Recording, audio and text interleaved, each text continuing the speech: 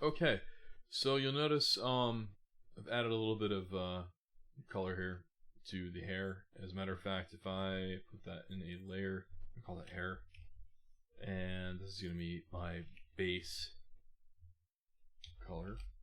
So I've added hair, and you'll notice I think this is really cool. Just a little bit of color on this really goes a long way, and that really does change the look of our um, model, and that's not even a lot. So you can tell when I'm painting these little details how much that transfers onto this model. It's very obvious when we spin this thing around. So a little bit goes a long way. What I'm going to be doing in this video right here is painting in some eyes, and the eyes are something that takes a lot of practice. As people say, the eyes are the window of the soul, or other cheesy things like that, but it's totally true. This doesn't look like a character until we put some eyeballs in, and you'll notice as I work this thing up, the eyes are going to look a bit weird at first, and that is because I'm blocking it out. I'm trying to find certain positions on the face to make that happen. And as I continue working it up, it'll start to look better. I was listening to, I think it was Flip Normals, where they make that same idea where while you're working on something, you'll get to a certain point in your project where you are feeling good, and then you'll go a little bit further than that, and all of a sudden you want to burn the project and never let anyone look at that. This happens to every single project. I can tell you that from personal experience. I can tell you that from all my friends that are professional artists. This is something that absolutely happens. You push through that. It is through the active creativity that you're noticing that some stuff might make sense, some stuff doesn't. You're pushing and pulling those things around, and all of a sudden, there we go. I like it, and you keep going.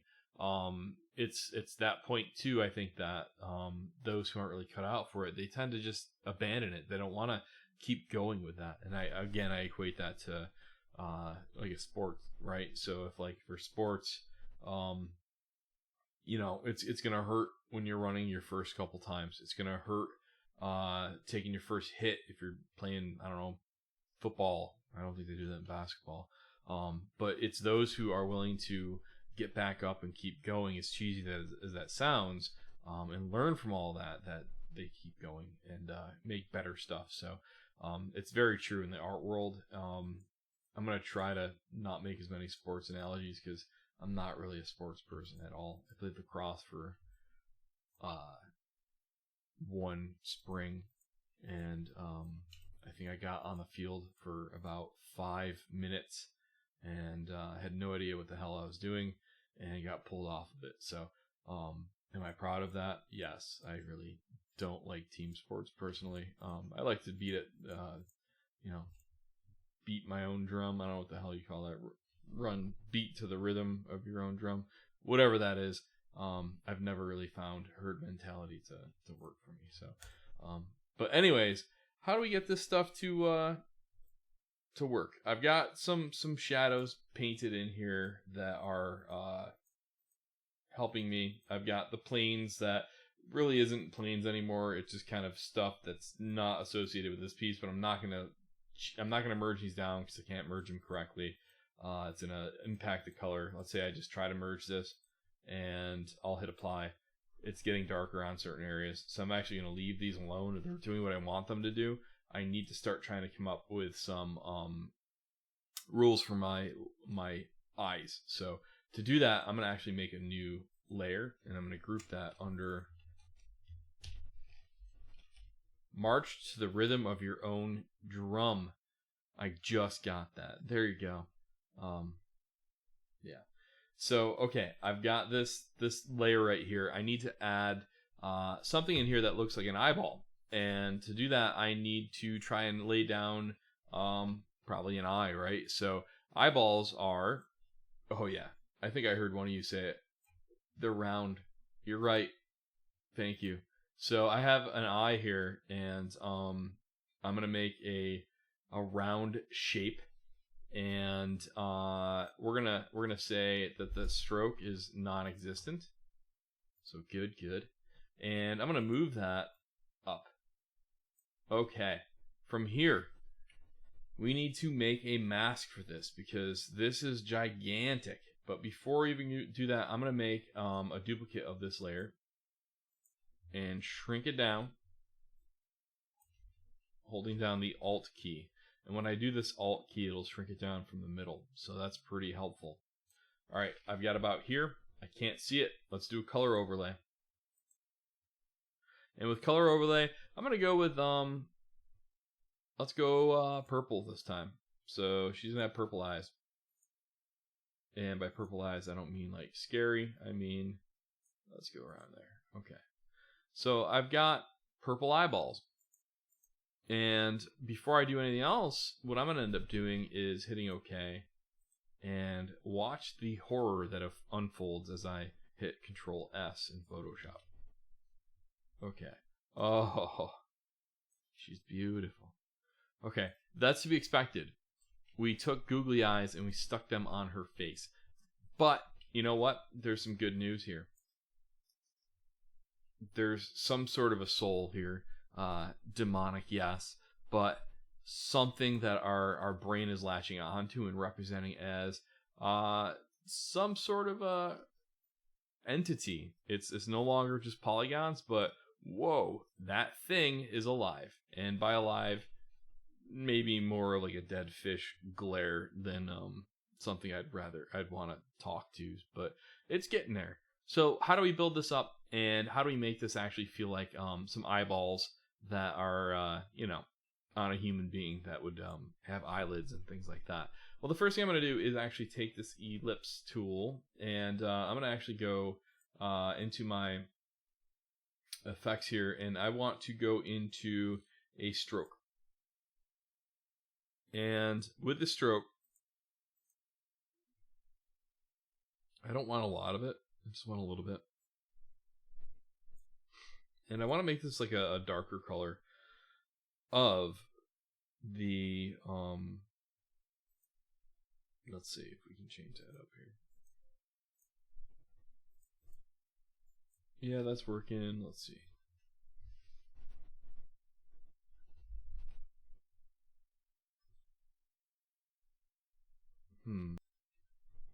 Okay, so we're going to go color, switch this from S to saturation to hue, and I want this to be kind of like a darker of that color. Again, I don't want it to be black, but I want it to be an off color here. That's fine. I'm going to use that and hit OK. Now, duplicate that layer again. And Control T, Alt, shrink it down. And from here, I'm going to hit enter, and I'm going to do a color overlay again. I'm going to turn off stroke this time. So this duplicated all the last things I was doing. I don't want that. Turn off stroke. Color overlay, yes. Dark purplish, yes. Notice I don't even see that. I got to go even darker. Probably hit OK.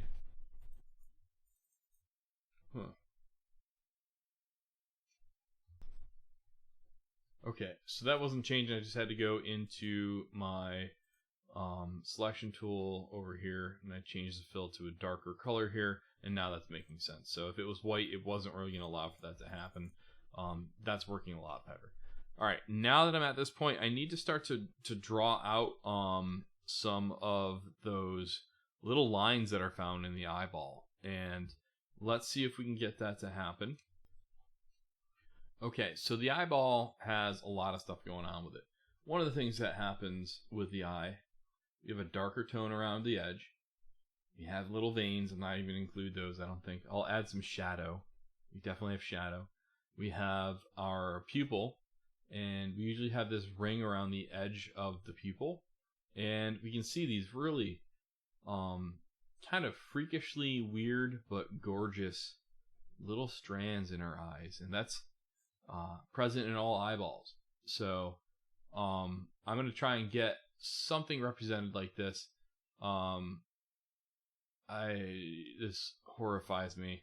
Nothing weird. I'm trying to go for pretty eyes. So we're going to try to emulate something like this with our Wacom tablet. So I have my pen present, and I'm going to tap the B key, and I need to go to a new layer. So I have a new layer above my pupil here. And what I'm going to do here is start off by really just kind of adding some really light base tones of different color here. So I want to kind of, not by light, but I want them to match similar color of this purple, maybe a little bit darker though. So I'm going to sample this. Go a little bit darker on that.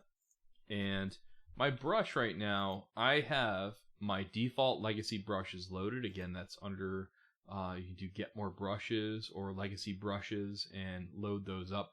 I'm going to go soft round on this, and I really want that to be really small.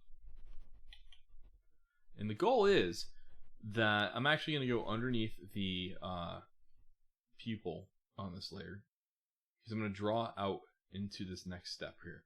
I don't want to go beyond this iris though. So what I'm going to do with this is I'm going to sample this layer underneath my layer I'm going to paint on and make an alpha. So now when I do this, if I draw, it's only going to go across onto this layer. I can't go anywhere else. So that's very helpful. All right, I'm going to just paint. And I'm going around.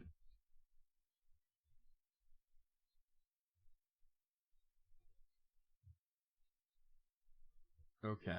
And so I added one tone to my eyes. Next step, I'm going to go with a lighter color on this. And this is based off of Ben Mathis's tutorial. Such an amazing artist. I look up to this artist quite a bit. They are someone who is a young artist. When I was starting this off, provided a lot of great tutorials on how to texture and how to create a lot of stuff. And I highly recommend checking out Ben's stuff. I've provided you guys some of the tutorials already for this. It hasn't changed. Some of the technology might have different icons, but the concept of what we're attempting to do right now is exactly the same. So I have that going on, and let's go one more shade higher. And Ben usually refers to that as something like a neon color, which I totally agree.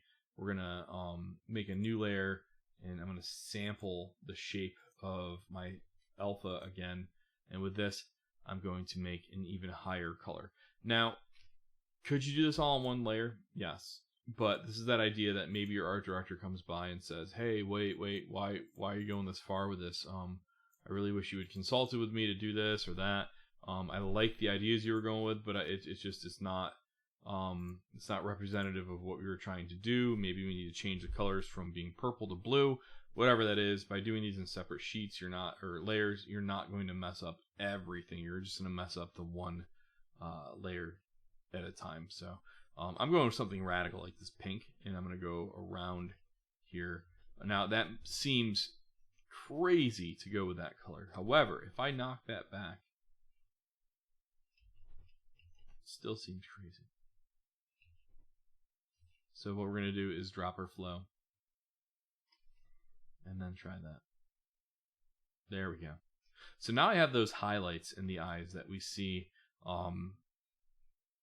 present in all eyeballs. Every eye is beautiful. I don't know if that's true. I'm just trying to be positive. Apparently I'm supposed to be positive right now. So I've got some highlights on there. Let's update googly eyes here. Control S. Oh, she's a beaut, right? So okay, we're getting somewhere. I don't know if she's disappointed or surprised, or I don't know. Maybe she's concerned that she blinked during her photograph, and so she's keeping her eyes really wide open. I don't know. Something weird's going on. Let's keep going with this. I'm gonna add another layer again on top of this, and I'm going to sample my mask and mask that again, and I'm going to zoom in, and this time I'm going to go and paint around that edge. Let me make sure I'm not that pixelated. There we go. So I'm going to go around that edge. And that edge, usually in eyeballs, they are whatever that horrifying bungee cord thing is. Usually they're a little bit darker around that middle section in eyeballs. So we're going to do that as well. I'm going to do that with, let's go like a little bit of a brown on that. So let's see what we got. Fun fact, I think most babies' eyes are brown, and then they develop, or no, they're blue, and then they develop into different colors. I don't know what that fun fact is. Let me Google it. So apparently some babies have blue or gray eyes when born, but it develops over time. I learned something today. As I tell you guys all the time when we're working on this stuff, we learn things, and that's what's cool about being artists, is that we learn things. Like we learn about trying to do reference, and we find this horrifying bungee cord accident with this guy's eyeball. We learn things. So learn with me.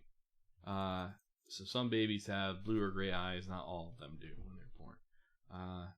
Keep that so when you go on Jeopardy. I'm going to paint this layer of brown. And you'll see it's very subtle, but that's okay. I'm going to increase my flow a little bit. Oh, snap. Look at that eyeball. You're doing it, Peter. Okay. That's looking a lot more realistic for an eye already. Now, if it's too far out, we can drop that down. All right, that's cool. I'm gonna hit S, and let's see if blink. That's getting better. What's missing on this though? Yep, yeah, I heard that one person back there. You're right. So that person just said there's no glare, there's no three-dimensionality to that. You're totally right. So how do we do that? Well, we're gonna go and zoom out. And now that we have all this, I'm going to actually make another layer. We're going to go with this this layer here, and very subtle but larger brush on this. Whoa, not that. V key, scale it up. I'm going to go like screen, and let's just sample that alpha. I don't want to go beyond that. And I'm going to paint on the bottom side. And it sort of worked, but my flow was too high. So I'm going to drop that down again. So I'm using screen, and I have that set for this bottom part. Now, is it working a little bit? Let's see if overlay wants to make that happen. No. I think screen was the most amount of sense. But I want my opacity on this to be down just a smidge. So what I'm doing is I'm kind of highlighting the bottom half of the eyeball, because the top half is usually concealed in shadow. So I'm just kind of pushing that idea a little bit further with this. So we need to make this feel like the top and the bottom half are kind of three-dimensionally happening in this 2D texture, and it takes some practice. I'm going to erase out some of this layer that I just created to allow for some of the lighting to come through. So I still have the shadow on top, and the lower part has screen applied to that. So that's good. How do I get this to actually feel like this thing has dimensionality to it, so it's popping? So how do I do that? I'm going to go ahead and add, well, let's just go up a little bit higher to this. Use the B key. And I'm on that same layer, which is screen.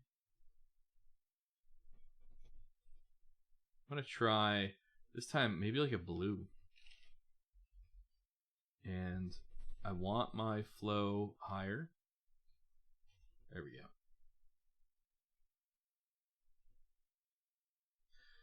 That's starting to look a lot better. Okay, now, how do we make that little eye feel like there's a dot in it? We're going to go white. And make sure we have flow up all the way. Dot. Need to make sure this is on top. Notice all of a sudden we have dimensionality to that piece. So that's starting to get better. There's a lot more I would tweak on this to make it feel round. The problem with adding this little dot, if we are mirroring the eyeballs, you'll notice that that dot is happening sort of like making it cross-eyed. So if I take that and move that maybe more on the center, it prevents that from happening. So something to be aware of, that decisions on your texture for mirrored geometries definitely can impact the perception of your piece quite dramatically. So speaking of, look at this googly eye. That's pretty impactful, right? So how do we get this to go away? We're gonna make sure that that does. So what we're gonna do here is I'm gonna take this thing and I'm going to make it an eyeball shape now. So I need to take the eyes and I need to make a mask for it. Now I need to figure out what is the shape of an eye. So is this realistically representative or is this cartoon? I think it's more cartoon or you know, fantasy based. So if I look at maybe Zelda, like so Link, what does Link's eyes look like? Well, there's a lot of Links out there. So don't want to go like this, right? I probably also don't want to go like that. But if we look, not super anime, thumbs down, no anime. But if we go with, let's say,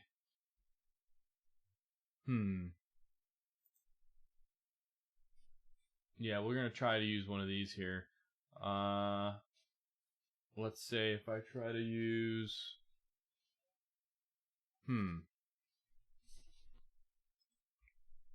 okay, not gonna lie, I love Final Fantasy IX, absolutely love it. If we were to look at some of the eyes on this, I think those are pretty good for what I want to do. I don't want super almond anime eyes. I want some semi-realistic representations of eyes, and these are pretty good to look at here. I really think that that's looking nice. I'm gonna kind of reference this now. They mess with the iris here quite a bit. I'm not gonna do that, but I'm using this to look at the representation of the shape of that eye. So I'm gonna open this image in a new tab so I can see a little bit closer on that, and I'm gonna try to represent what this shape is doing here. So how do I do that? Because right now we clearly have the most horrifying look on the planet with this shape. So what I'm going to do is use my brush tool in this alpha. I'm going to make it start to disappear. And I need to do this while I have not a soft round, but a hard round. And the reason for that is because if I use a soft round, it's going to give me some really weird gradients for the disappearance of this and or the opacity of this, and it's just gonna look a little bit funky. Now, something to realize too is that our eyeball, we want the top half of this to be gone. The lower half of the lid should be there in some ways. So if I look at real people, there we go. You'll notice top half kind of tucked away more than the bottom half. And I'm going to use this as my reference along with some of the Final Fantasy IX. But mainly I'm going to use this as my reference. So I'm going to try and replicate this eyeball shape here, but in a larger top-down shape.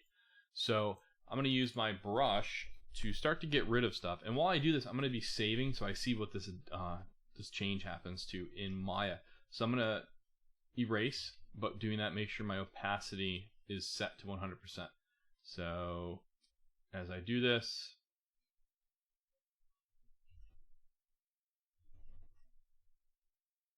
you'll notice as we do this too, the expressions are going to dramatically change on this character. So as I do this, if I save, now she's angry, right? So that's creepy. We're going to back this up and reduce less. We're going to get rid of less of that. And save. All right, that's a little bit better. I'm going to keep going with that by eliminating the bottom half now. So if I get rid of this much and I want to bring this up maybe to here, whoop, save. Okay.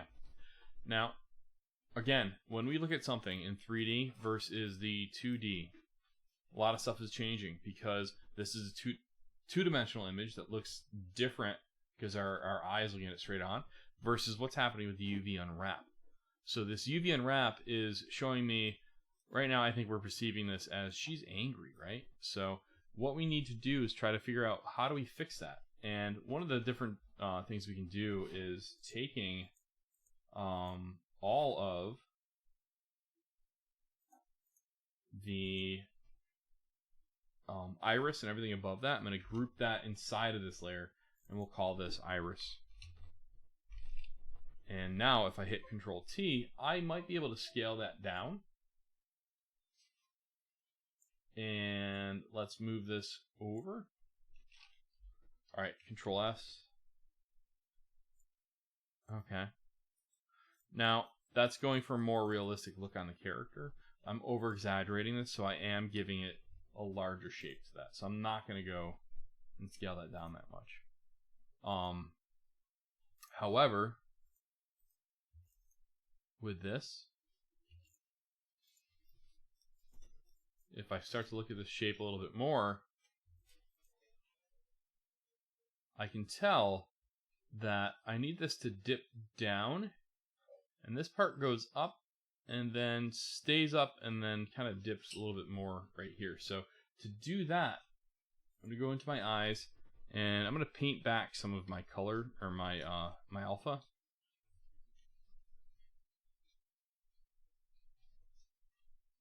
So I want a little bit more there, or let's see if over here might make more sense. So I'm going to go paint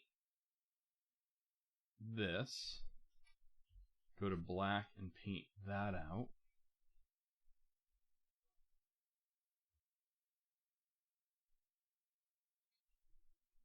Okay. And okay. Now, what we need to do with all this, I'm going to grab and select that layer. I'm going to do a inner shadow. You'll notice right away that dimensionality that popped from this. I'm going to go to multiply, and I also want to change this to a flesh color, because it's actually, the shadows are coming from flesh, right? I hope that's something you realize. We're not making a robot or something made of silicone. This is a living thing. So we're trying to kind of cue off of the colors here. So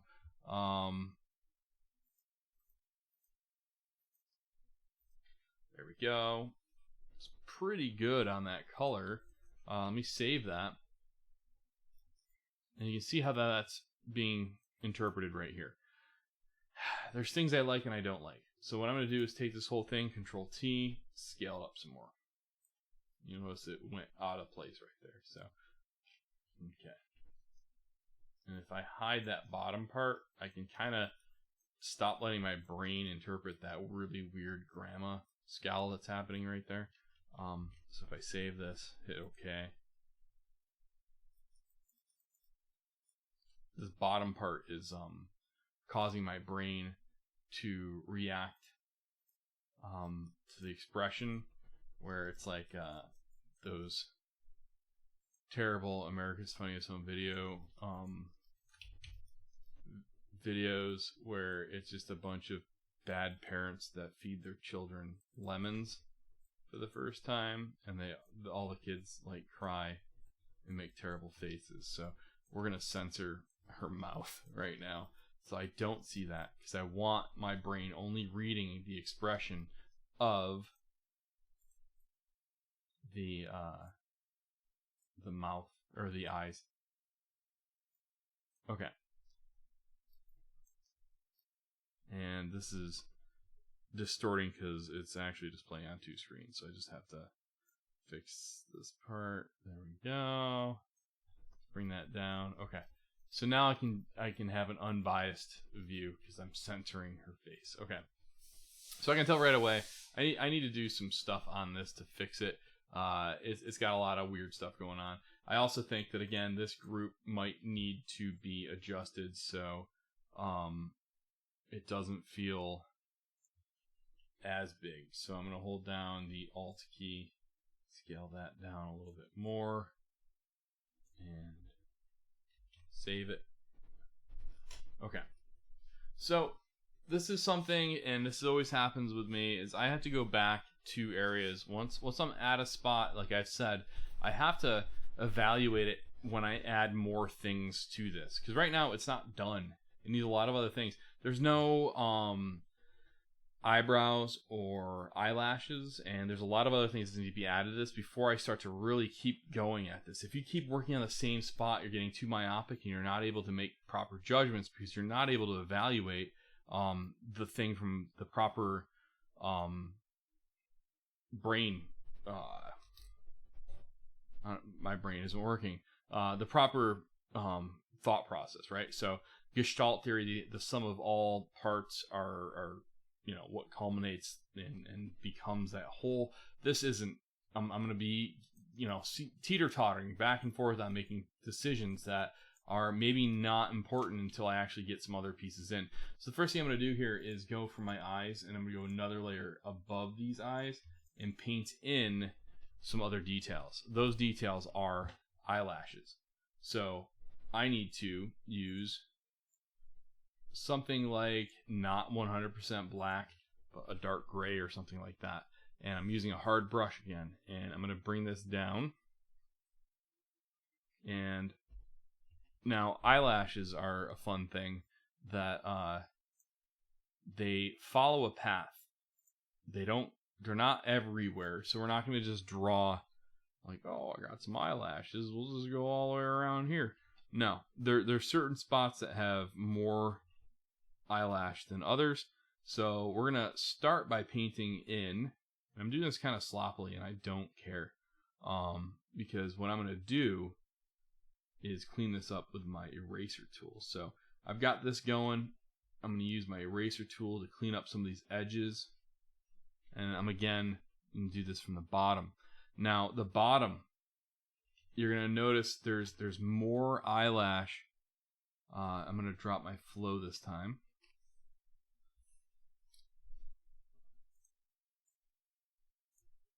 So I'm going to drop my flow, and then I'm going to go around here to here, and I'm going to bring this more and then erase a lot of this. Okay. Now,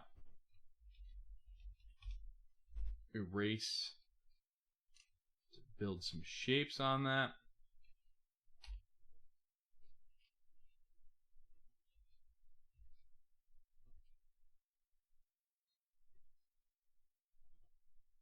And struggling to find my button here. There we go. Erase. All right, let's hit save. Control S. Well, that looks gross. Okay, I've learned some stuff by doing this though. I think I'm going to scale up my eye again. So again, that teeter-totter. Now that I put these in, my brain is telling me, take my iris group, Control T, scale it up. Control S. Okay, way better. Now, I need to, I think, make this bottom part down more. So what I'm going to do is go back to here. Before I even do that, let's call these lashes. And in here, I'm going to take my brush tool and increase the size of that. And we are going to, whoa.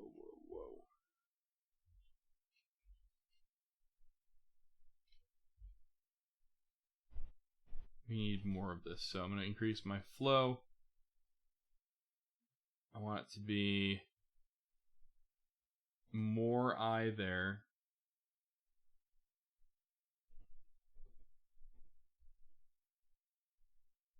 I think that's a lot better. And then I need to affect my lashes by getting rid of this bottom part and then redrawing where that end is going to be. So right away, I think I've opened this up. She doesn't look like she's squinting there. She does also not seem 100% with the way that the line of this is going across. So I'm going to adjust the whole thing in a second. But first, let me draw the bottom lashes on her now. So B, reduce.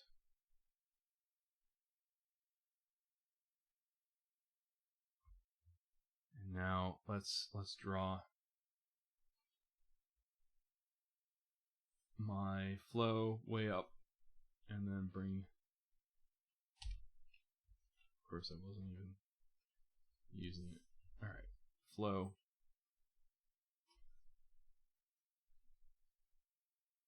All right, that's looking a little bit better there. I probably even have to get rid of how much is being used here, so I'm actually going to go in here now and I'm actually going to paint out.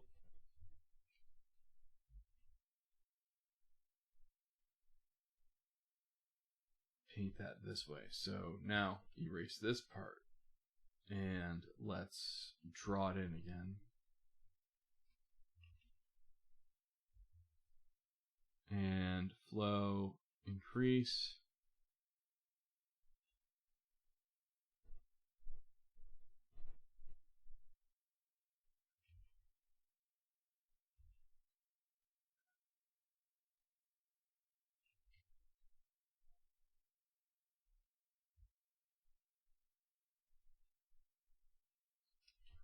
Save. Okay.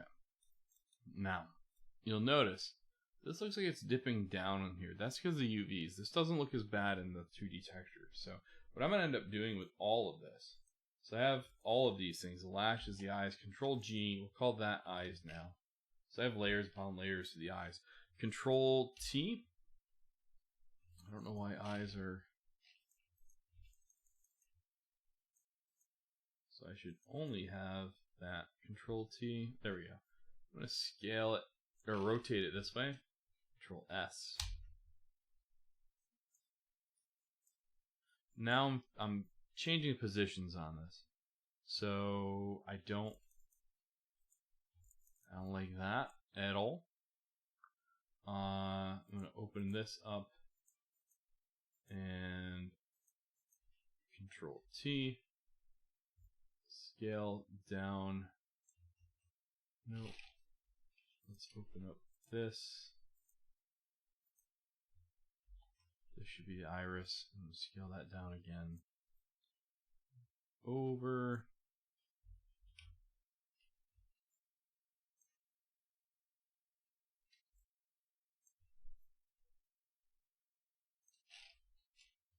Control S. And this is that experiment where we're trying to find that spot that makes the most amount of sense. This looks like it's too much forward. If I go and move this over a little bit, save, it's looking a little bit better. Another thing that's happening is the dimensionality. This is glowing white eyeballs. That's not exactly how that should be looking. So what we need to do is adjust how our eyes are being represented. Now, again, I still have a lot of stuff. It's kind of difficult, even for me, to actually talk and draw this out properly. It takes some time and experimentation. No eyeball should be like choop choop, and those are the sounds I'd make because the sounds are stupid. So what those sounds are meant to tell you is this is an almond eyeball, and I'm seeing that now because I'm taking a second back and I want to hit myself because of this. There should be a little bit more curvature to this bottom part. It doesn't need to go this far out for this piece, so I'm actually gonna tweak some of this stuff. Now, if you guys are, this is your second semester, maybe drawing people, that's not a lot of time that you've drawn people or studied anatomy. So I don't expect you to catch that those are terrible things, but believe me, there's a high-pitched sound in my head from the way I represented some of this, and it's because it's just you start to have those spidey senses, and if you don't, you can also become a world-renowned caricature artist on whatever street corner that you desire, because obviously you don't need to know those things for those type of things. But yes, it's important to be evolving as a 2D artist to get this stuff right. So I'm gonna reduce this down to 2. This is that fun point where we're splitting hairs here for our brush sizes. So as I do this, I also want to make sure I am absolutely not, I would say, over, like, too much contrast, too much shading and all that. When I did the original Mage, this was something the eyes took about a day to get right. Now, this is a project that I want you guys to learn from. You're going to make mistakes. It's probably not going to look amazing the first time you do it. If you do, awesome. I'm so glad. That's the whole point, is to make you guys do something that you're uncomfortable with. But I don't expect you to get an eyeball right the first time. I want you to, though. The more time you do this stuff, the better you're going to do it. So, save. Okay. That's something. I think, again, I need to really get my inner shadow to actually work for me. So I'm going to go into that inner shadow, and let's increase the size of that. And let me try to increase the choke of this. Distance doesn't need to be much, but if I do have distance, I would like it to go down. You see that this is starting to push that. Okay. Now, when we look at it this way, we can tell right away. The sclera over here, that's a lot. Over there, that's a little bit better, but that's a lot. So we got to start to pull that back. So that's, again, wrestling with the shape. I'm going to get rid of lashes, and I'm going to finish this shape here by... Now, my video card or something doesn't like, when I paint, for whatever reason, eyeballs. And this has happened twice now that I've done this tutorial. You'll notice it's doing this, and I'm not really sure why I'm getting this this really fun change in my colors here. But yeah, that is something I'm aware of. I'm sure you guys have something weird going on with your machines too, as we're working.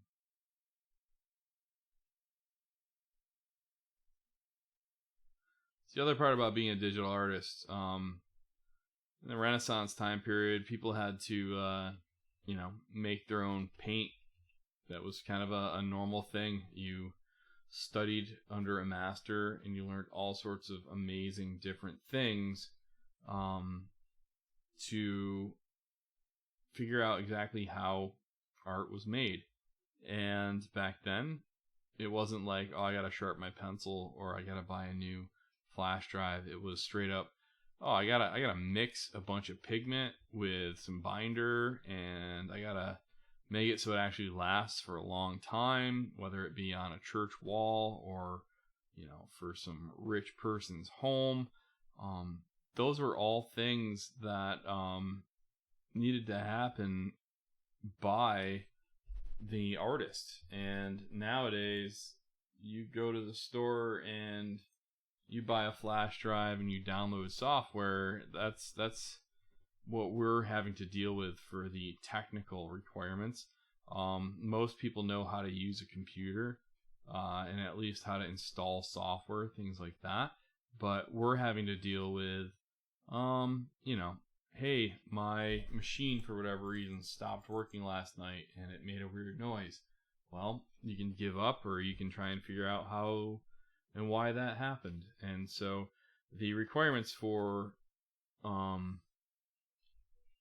being an artist have, in many ways, there's less barriers for that. You don't have to be some rich person with a trust fund to become an artist. You can most people can afford getting into this. You can get a part-time job to buy a laptop and then watch YouTube videos and learn software that's free.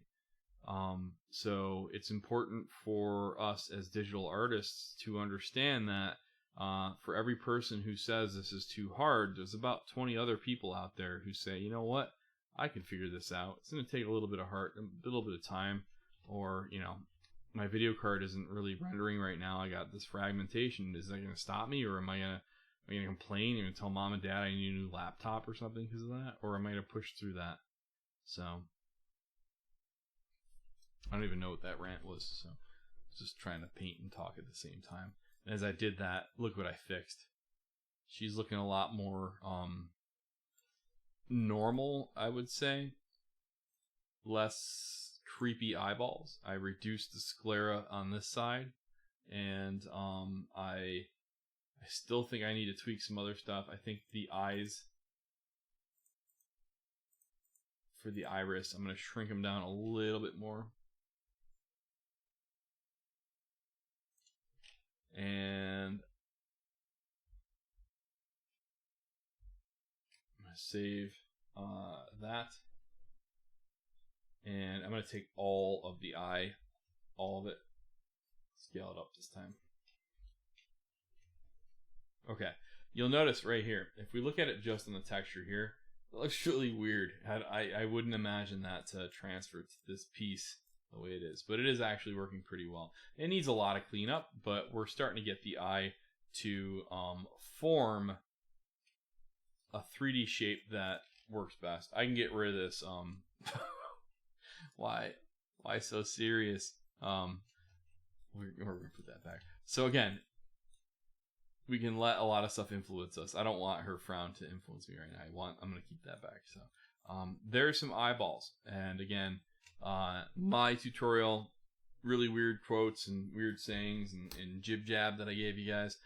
Please check out Ben Mathis' tutorial I provided for you guys in our write-up, because he really does a great job of explaining how this process works. The secret ingredient that you're trying to find and how do I make this work, that's practice, and there's no way to make that happen aside from practicing. So I'm gonna clean this thing up and finish it, and we'll move on to the mouth and nose and highlights in our next video.